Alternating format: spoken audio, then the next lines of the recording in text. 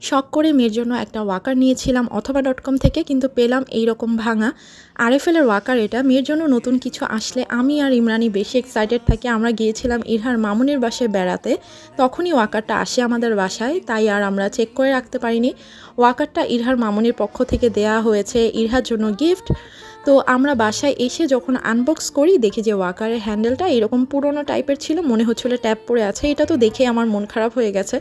বাকি সব ঠিক ছিল, আমি যেই কালার দিয়েছি বা যেই ফিচার আমি চেয়েছিলাম সব কিছুই ঠিক ছিল। যেমন এটাতে খুব সুন্দর মিউজিক বাজে, তাও আবার সুন্দর সুন্দর বাংলা গান, যেটা আমার মেয়ে পছন্দ করবে।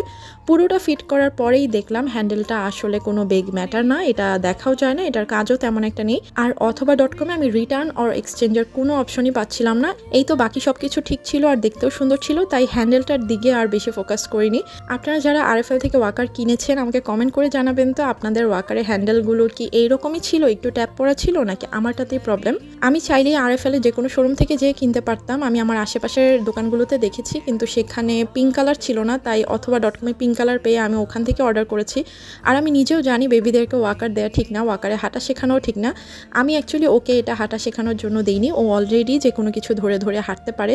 এখন ওকে এটা দেওয়ার একটাই কারণ, যেন কয়েক মিনিটের জন্য ওকে আমি এখানে বসিয়ে রেখে কিচেনে বা ওয়াশরুমে যে কোনো কাজ থাকলে সেগুলো করতে পারি, তাহলে অ্যাটলিস্ট ও পড়ে যাবে বা ব্যথা পাবে এই টেনশনটা থাকবে না।